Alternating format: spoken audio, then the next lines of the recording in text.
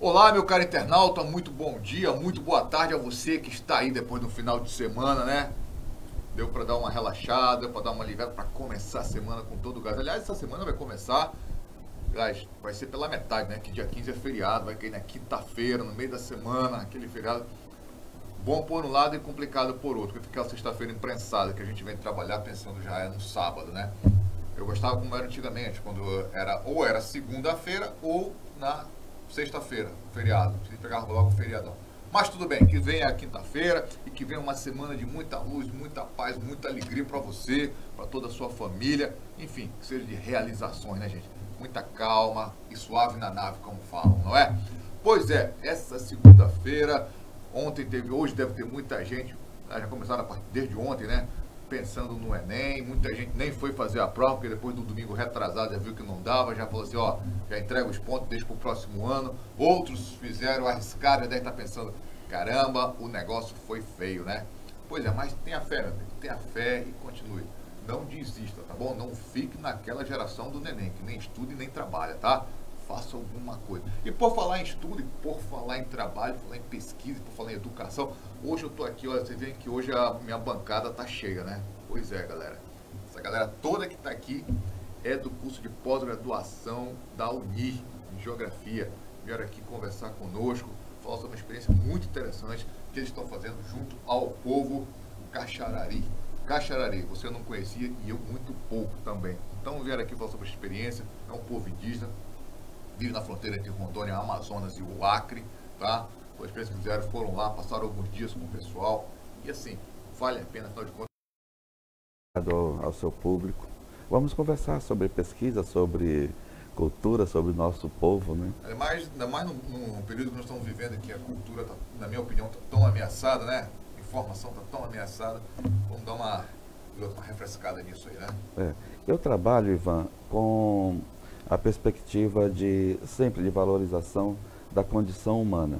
Enquanto professor, enquanto pesquisador, eu trago meus orientandos para uma perspectiva como essa, de resgate e ampliação dos valores e da importância do que é o ser, a condição humana, o ser humano. Tá certo. Então, para começar, tem uma pergunta que eu sempre faço para os meus entrevistados, se apresentar, quem é quem, certo? Eu estou aqui do meu lado, ele faz questão que diga Charlot Jean Charles. Falou que só Charlot Jean não serve, nem Charlot Charles. Charlot Jean Charles. Quem é Charlot Jean Charles? Muito bem-vindo ao Conexão Rondônia ao Vivo. Muito obrigado. Meu nome é Charles Jean Charles, eu sou haitiano, sou filósofo e sou mestrando em geografia do programa PPGG na Unia. E o professor Josué é meu orientador. Tá certo, tá certo. E Francisco Ribeiro, quem é o Francisco Ribeiro? Bem, Francisco Ribeiro, eu sou mestrando na área de Geografia da religião, hoje orientador do professor Josué, e trabalho em tema relacionado à ayahuasca, ao Santo Daime, e a ideia é a gente estar trocando ideia aqui agora com você. Tá certo, vamos conversar. E o senhor, professor Josué? Quem é o professor Josué? Todo mundo já lhe apresentou aqui, né? Foi um dos dois primeiros aqui, né? Eu nasci em Porto Velho, né? É Beradeiro. Beradeiro, sou da beirada do Rio. Né? Nasci em Porto Velho, fiz graduação na Universidade Federal de Rondônia e decidi voltar, né, para essa universidade como professor. Estou lá desde 91 como docente do Departamento de Geografia e agora como professor da pós-graduação. Tá certo. E por aqui, por último, temos o Edilson Holanda. Quem é o Edilson Holanda? Bom, primeiramente, bom dia. Bom dia, Ivan. Obrigado pelo convite. Nós ficamos muito agradecidos por nos convidar para estarmos falando sobre o povo Caxarari. Eu sou natural do Amazonas, mas especificamente da cidade de Tabatinga, fronteira entre a Colômbia e o Peru. Eu sou graduado em Geografia pela UEA, Universidade do Estado do Amazonas, e atualmente sou pesquisando do programa de pós-graduação em Geografia do grupo de pesquisa do GEP Cultura. eu estou trabalhando na perspectiva do catolicismo popular. Ok. E estamos aqui para dialogar mais especificamente sobre o povo Caxarari. Tá certo. Pessoal, o que é esse projeto Viver Caxarari? O Viver Caxarari, ele foi um programa, é um plano de ação nosso, porque eu desenvolvo uma disciplina chamada Geografia Cultural e outros 2 colegas, a professora Maria das Graças, trabalha com Geografia e Gênero e o professor Adnilson trabalha com a disciplina de Populações Amazônicas. E nós já havíamos recebido convite para visitar o povo Caxarari e nós colocamos o nosso planejamento com esse tema, Viver Caxarari, que eu iria levar os nossos alunos, nossos mestrandos, pós-graduandos, para essa vivência com o povo. E aproveitar o convite que eles nos fizeram para participarmos de uma atividade que eles estavam organizando e desenvolvendo na própria aldeia, que foi o primeiro encontro das mulheres Caxarari. Então, o Viver Caxarari é a nossa vivência, né, nosso encontro, nosso diálogo com o povo Caxarari, nesse evento especificamente. Agora, como é que nasceu essa ideia, gente? Porque nós estamos numa região, graças a Deus, nós temos vários povos indígenas, várias nações indígenas. E por que especificamente os Caxarari? Não é específico para os Caxararis. O grupo de pesquisa que eu coordeno, o GEP Cultura, tem um grande pesquisador das questões indígenas, que é o professor Adnilson. O professor Adnilson trabalha com vários povos, já vem desenvolvendo atividades e pesquisa com vários povos. É a vida dele, essa pesquisa com os povos indígenas. Já trabalhamos com suruís, com Suruí, com Parintintim, Oroarã, vários povos, né? Inclusive nós temos no nosso programa, nós formamos agora o primeiro mestre indígena, que ele é do povo Suruí. E temos uma representante do povo Manchineri, que é lá da região do Acre, e está finalizando agora o mestrado um representante do povo Oroarã. Então nós temos essa busca e esse contato com os povos. O Caxarari, recebemos o convite porque eles nos procuraram na universidade. Eles queriam, a universidade ainda não tinha chegado até esse povo. E eles começaram a buscar os pesquisadores, os professores. Nós ouvimos, conversamos, tivemos um encontro assim, bastante significativo lá na universidade, quando eles nos procuraram.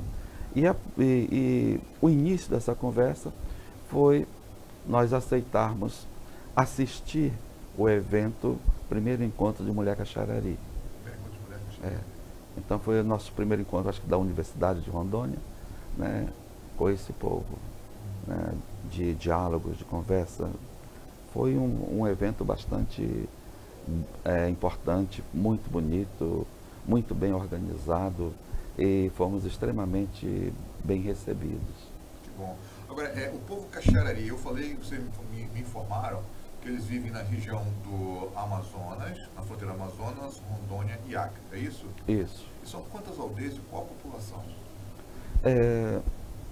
Eles vivem, né, o território deles era bem mais amplo e ele foi...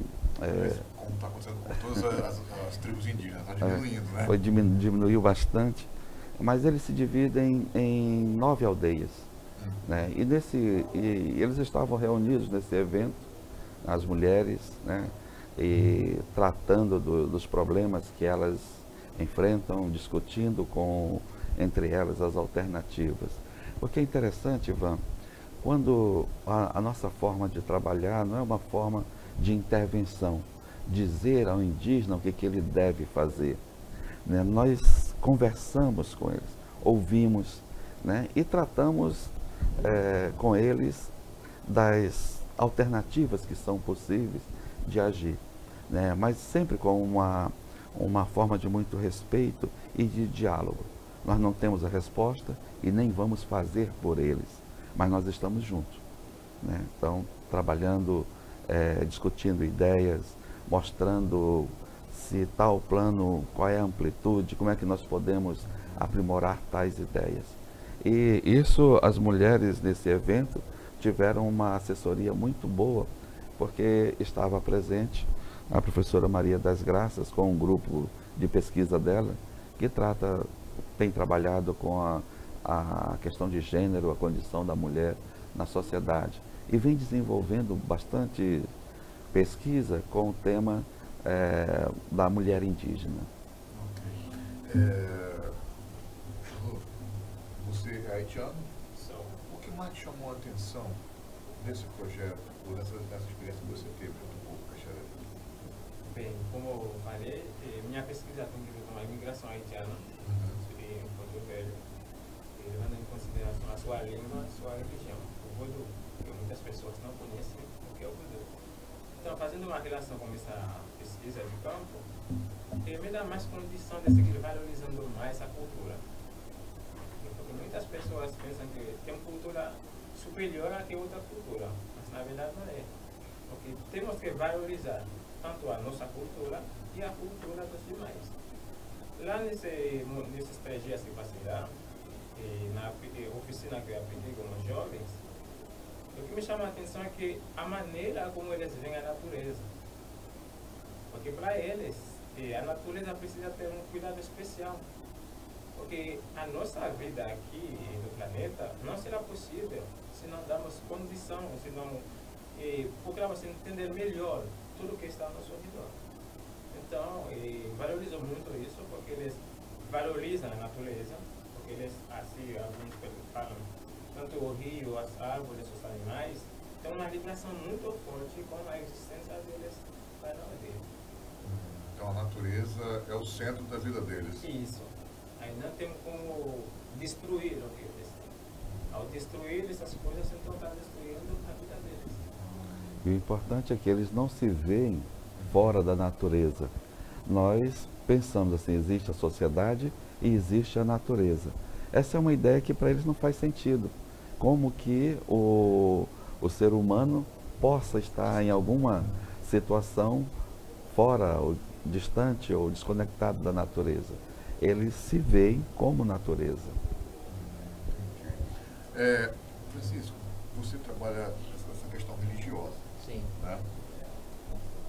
Nessa tua experiência de Tocovo, Caxarari, a religião, o que você viu de positivo e que está sendo, de certa forma, negativo hoje para ele em relação à questão religiosa? Bem, o que a gente pôde observar nesses 3 dias que estivemos lá presente, essa situação de veneração, de cultuar a natureza é muito grande, é muito intensa. Então a gente teve buscando levantar alguns valores e conceitos do sagrado deles. Eles têm muitas referências, embora pouca coisa ainda está em prática, dado a forma como vem acontecendo com o contato com o povo branco. Né? Então, as culturas mesmo dele, do ponto de vista religioso, quase não se pratica. Ainda tem alguns focos da prática em algumas aldeias, mas não é uma prática universal deles, de modo geral. Eles estão aderindo a outras religiões? Isso. Das aldeias, de 9 aldeias, em todas elas existe a introdução de outra religião, da religião evangélica, né? Mas uma grande maioria luta contra isso de certa forma, não são todos não. Entendeu? Tanto que eles têm, assim, por exemplo, tem uma linhagem, um clã, que eles cultuam muito, tem um grande respeito, que era o grande líder deles, quem lutou pela continuidade da etnia, que foi quase dizimada. É o líder que era conhecido como Caibu, era o nome dele. Então eles têm um grande respeito e procuram preservar os valores culturais desse líder. Mas o fator negativo é esse aí, que a gente observou. A intromissão, a penetração de outra religião certa forma, vai enfraquecendo os valores culturais e religiosos deles. E com isso, alguns vão deixando de lado a sua religião e aderindo a novos conhecimentos religiosos. Certo. Edilson, tu que veio do Amazonas, formou lá no Amazonas, então acho que essa experiência com os povos indígenas, eu imagino que seja até mais intensa do que aqui em Rondônia. Sim. Nessas sociedades, esse choque cultural entre o homem branco, entre aspas, branco, né, e o primitivo, tem algum lado positivo na tua avaliação? Olha, creio que sim, tem um lado positivo, mas também tem um negativo, que, ao meu ver, a gente pode perceber mais o lado negativo, né, dessa parte. Por quê? Com a introdução de outras religiões, ela acaba que fragmentando ali a sociedade.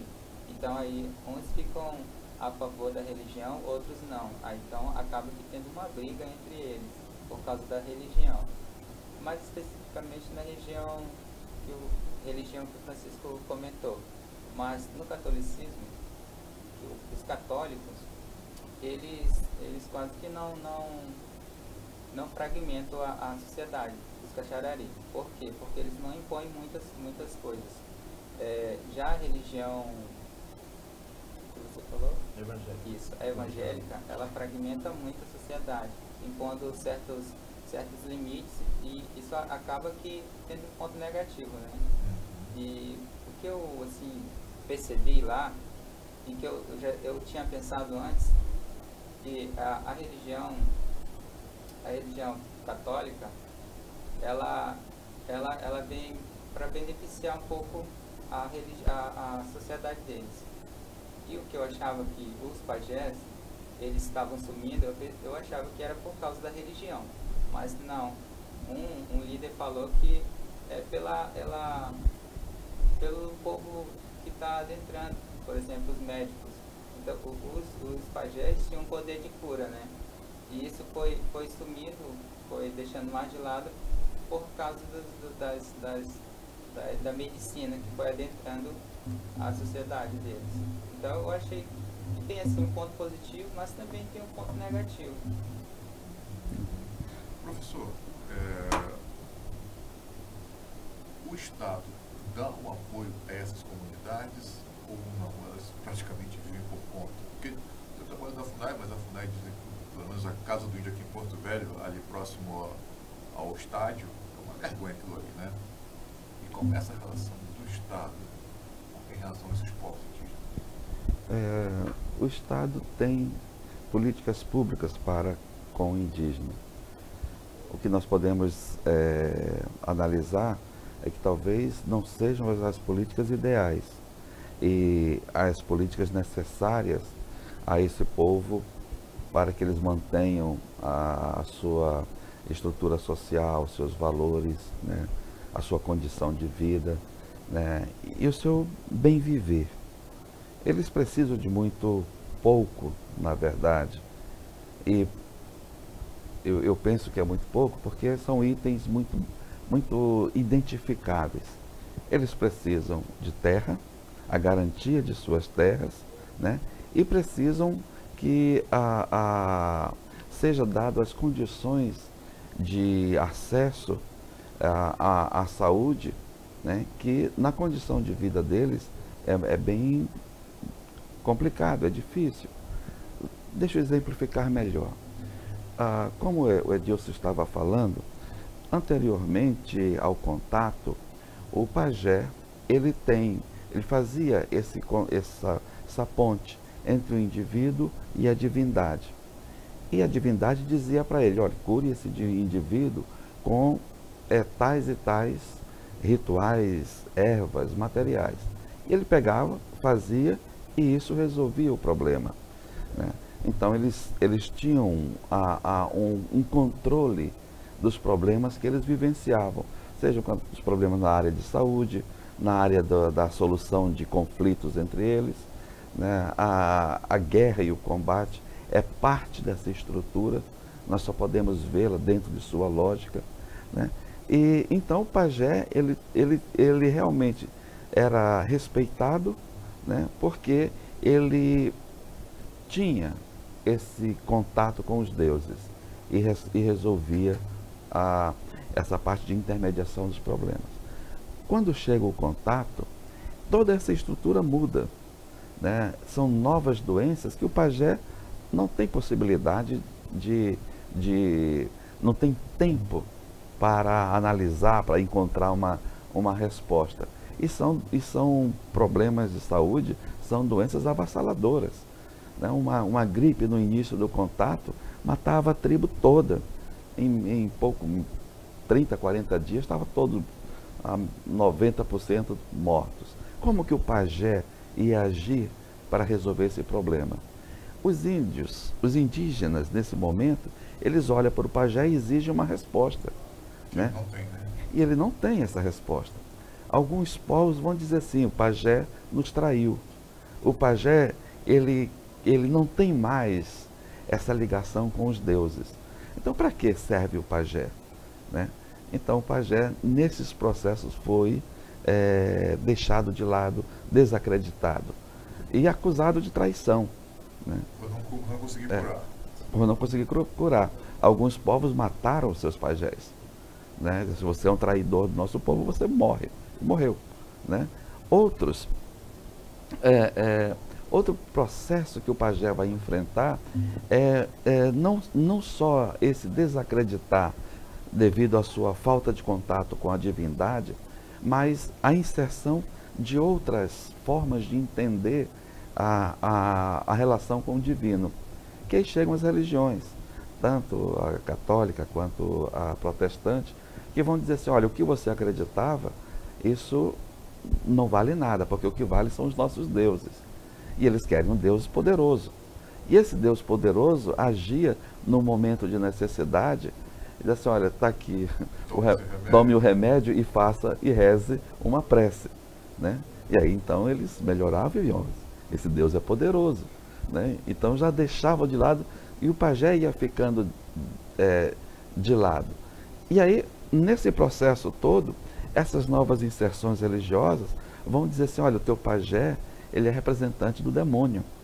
Porque a questão do demônio, na visão indígena, ela é muito clara.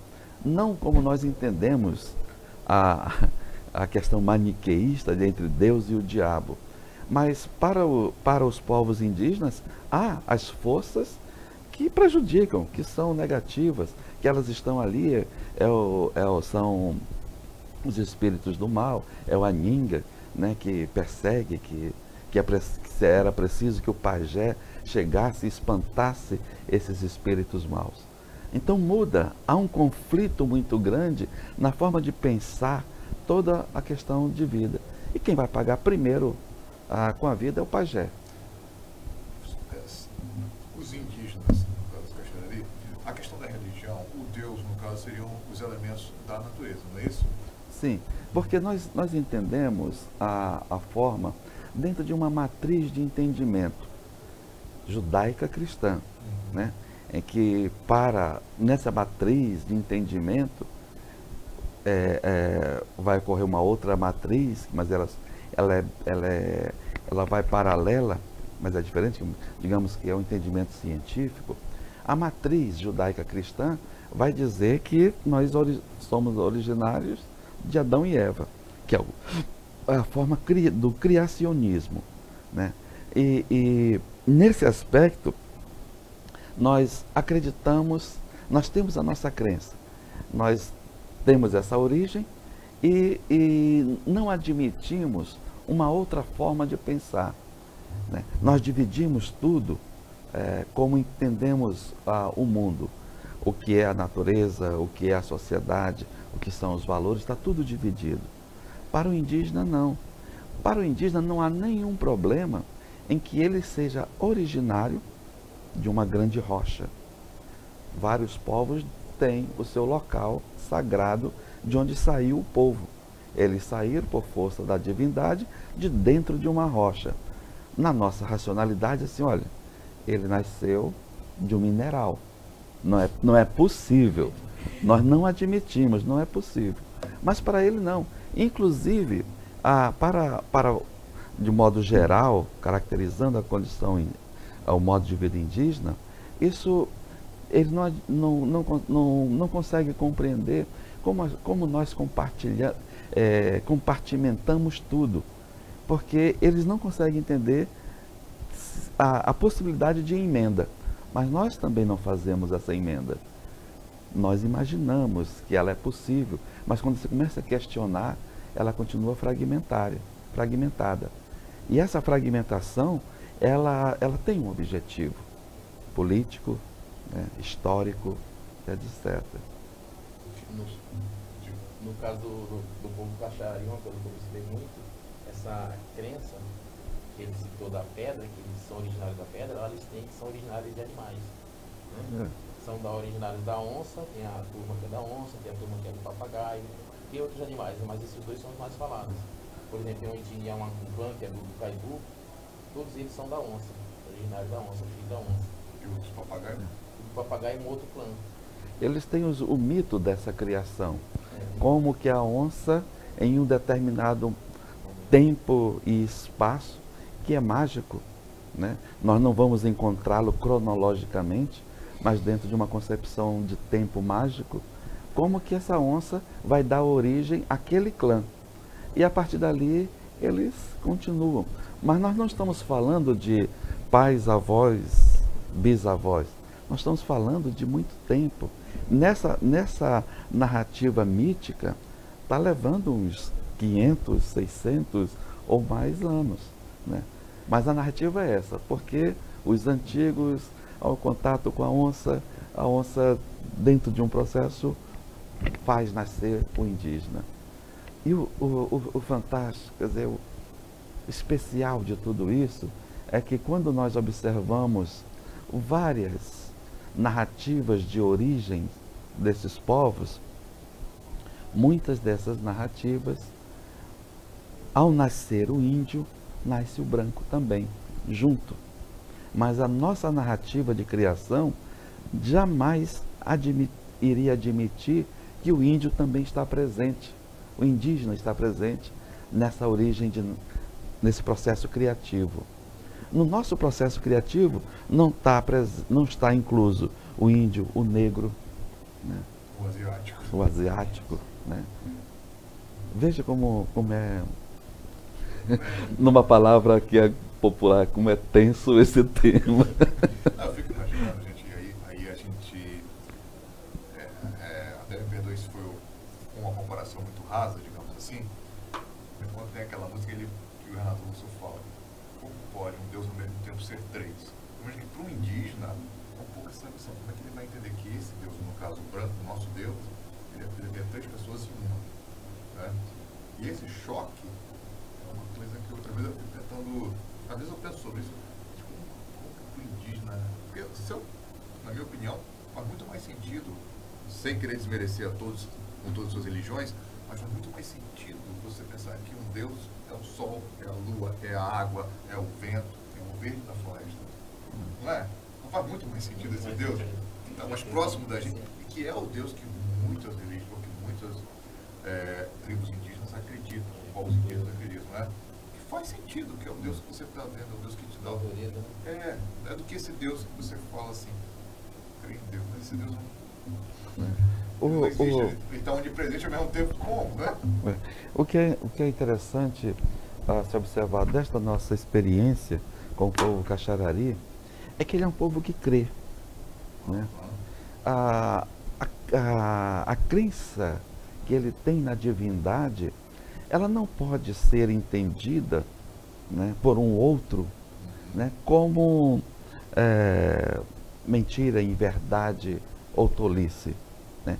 Porque a crença que ele demonstra, a fé que ele demonstra, é uma fé real, né? Como é que eu posso dizer que a minha fé é a verdadeira e aquela intensidade de crer, de acreditar, da sua devoção não é, né? Só porque ele é indígena, né? Então esse é o grande, eu acho que equívoco das religiões. que não compreende essa força que esses povos já têm e dizem para ele: essa tua força é mentirosa, porque a minha é poderosa e verdadeira. Né? Aí o que ele vai fazer? Ele vai buscar essa outra que ele não conhece. Né? Como é que ele vai compreender, né, a importância da narrativa de um patriarca, como toda aquela estrutura de descendências que é posta no Antigo Testamento? Que significado tem para ele? Não tem para nós. Né? Não tem para nós. Moab é filho não sei de quem, que é filho não sei de quem, que deu origem não sei quem. Nada disso.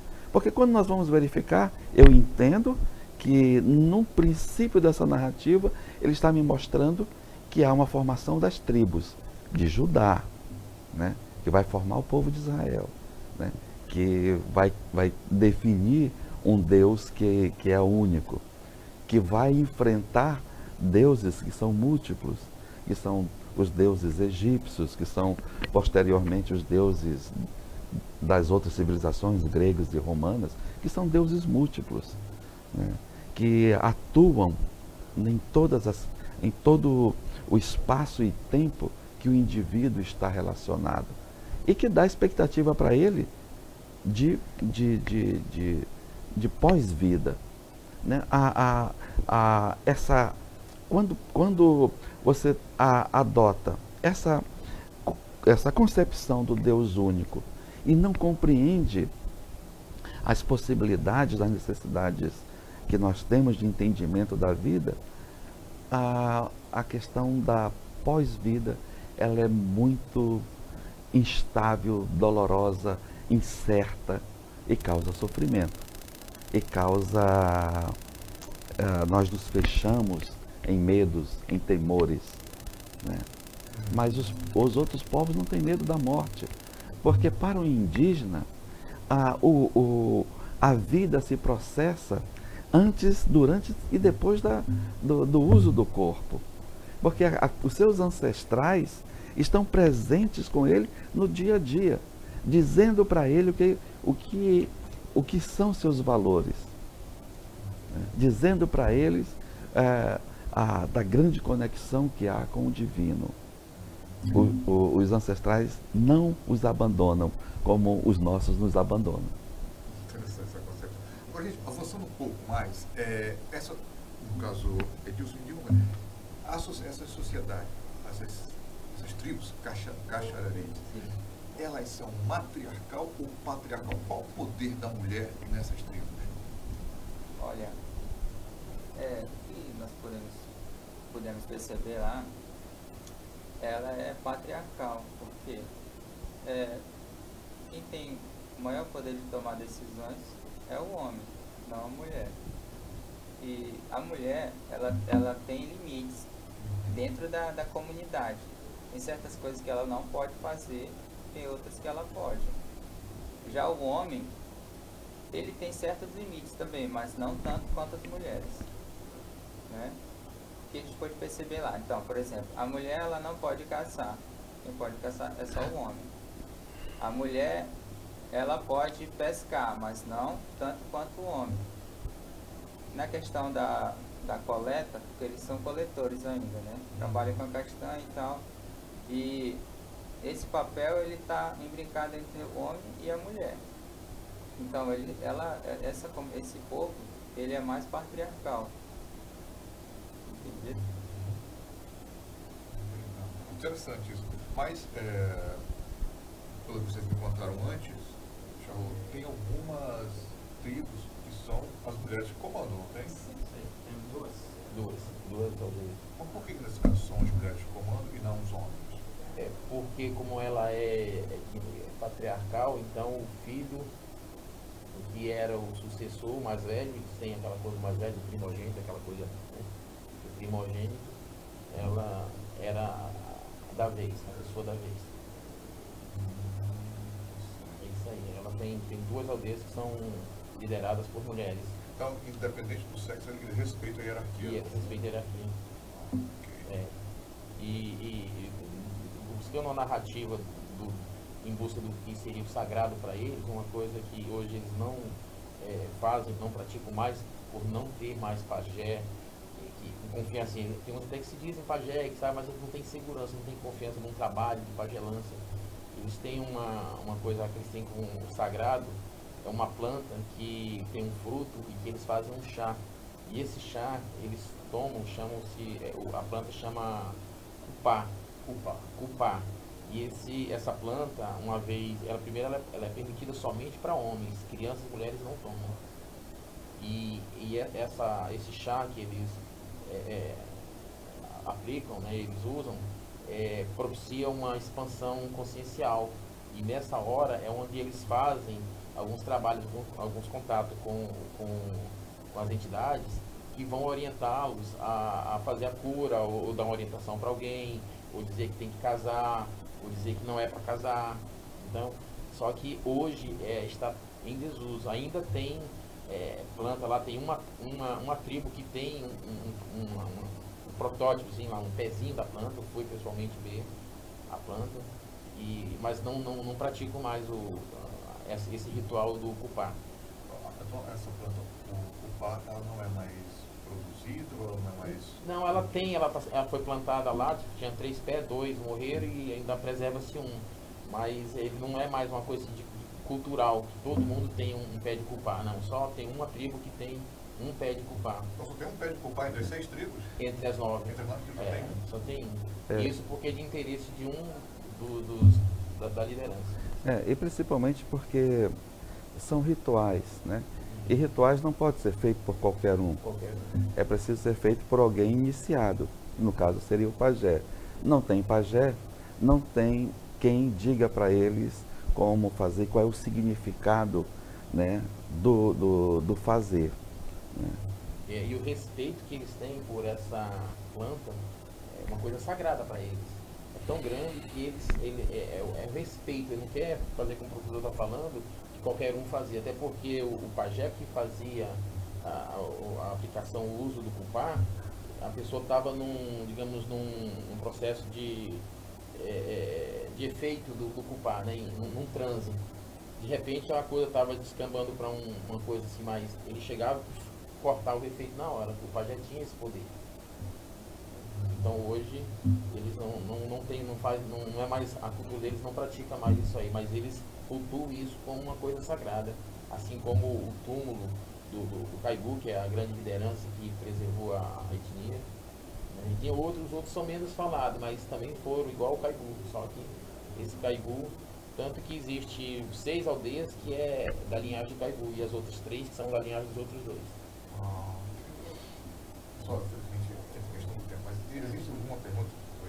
Ivan, olha como o tempo já está passando rapidinho. Eu te falei que era Olha, rapidinho, né? olha só. Infelizmente. Pois é. Como estamos falando de pesquisa, eu não quero deixar passar esse tempo sem falar um pouquinho sobre o ser imigrante. Ok, claro. Ok, imigrante. E aí eu estaria falando a partir de uma visão filosófica e geográfica. E sabemos que hoje em dia também tem alguns discursos políticos que vem o imigrante como um inimigo, um bandido, quem vem para roubar ou para destruir. Mas na verdade é bem diferente. Eu já fui imigrante em outro país. Viu? Então, é importante que valorizamos os imigrantes.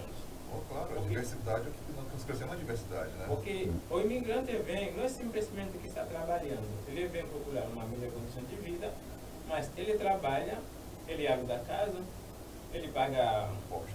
Então, ele contribui no desenvolvimento do país. Infelizmente, muitas pessoas não entendem isso.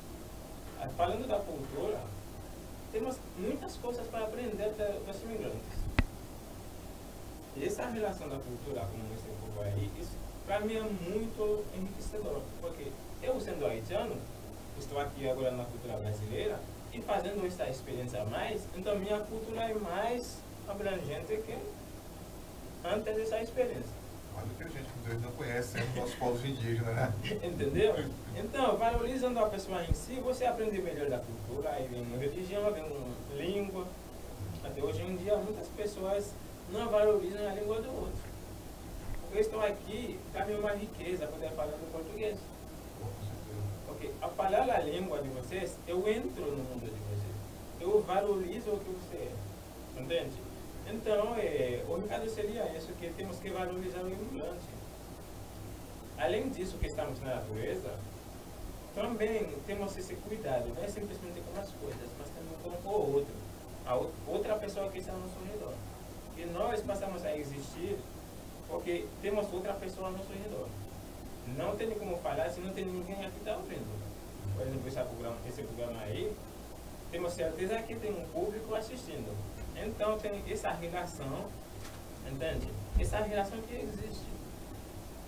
Acho importante assim, que os governantes, outras pessoas que não têm conhecimento do que é imigrante, comecem a valorizar mais. Que o imigrante não vem para roubar, não vem para destruir, mas vem para colaborar, para avançar as coisas. Muito bom a sua observação, até porque a gente vive um discurso muito forte, não só no Brasil, é mundial esse discurso, de ver o outro que vem de fora, que vem de outro país, como alguém que está invadindo nosso espaço, como alguém que veio para destruir, como alguém que veio. E, no entanto, não é isso. Aliás, esse discurso, pessoal, você que tem do outro lado, ele é muito perigoso, muito perigoso. Sabe que muitas guerras, a Primeira Guerra e a Segunda Guerra, aliás, a Primeira Guerra fez 100 anos, na semana que passou, a Primeira e a Segunda Guerra começaram com esse discurso, de que o de fora é diferente, ele não é bom, ele não presta, nós temos que combater. Então, não se deixe levar por isso. Se é uma coisa que a gente não deve ter na mente, é preconceito. Não é um conceito, é um preconceito, ou seja, não é algo real ainda, tá bom? Mas antes, eu quero dar uma aula aqui com o nosso internauta, né? Afinal de contas, vocês são o motivo que nós estamos aqui. Então, vamos lá. A Silvia Furling está na Alemanha. Valeu, Silvinha. Um abraço para você, minha amiga. Muito obrigado por estar assistindo aqui a gente. O Gilney Flores, olá. Valeu, Gilney. Um abraço. Olá, meu caro. Bom saber que você está aqui. Aí o Ulivar está falando Larissa Zuin. Pois é, perdão, Yuri. A Larissa Zuin é uma das pesquisadoras também que participaram com você. Larissa, mil perdões. Um beijão para você, tá bom, minha amiga? A Marta Luiza Saliga. Eu não vou falar o terceiro nome, Marta, você sabe que é muito complicado e eu não consigo pronunciar, tá? Parabéns, querido Ivan. Programa hoje com um tema muito relevante. Obrigado, Marta. Um abraço para você, professora. O Eliones Alves está dando um alô. Valeu, Elione. Um abraço para você. O Otacílio Feitosa está dando um alô também. Valeu, Otacílio. Ele está dizendo o seguinte: eu moro na Paraíba. Um abraço ao povo de Rondônia. E nós retribuímos um abraço a você também. Continue com a sua audiência junto a nós aqui no Conexão.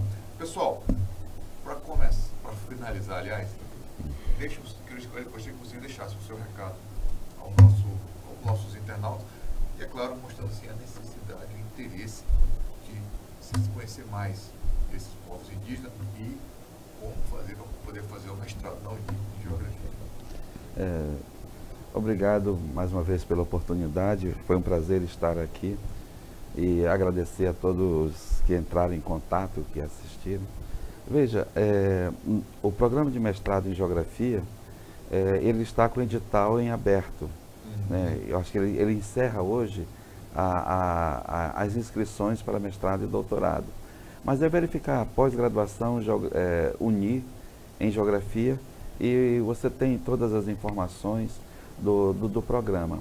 Agora eu garanto, é um programa muito bom, é um programa que tem mestrado e doutorado, e na Amazônia toda só tem 3 programas de doutorado, que é Rondônia, Pará e o Amazonas. E nós estamos trabalhando, fortalecendo sempre o nosso programa de pós-graduação.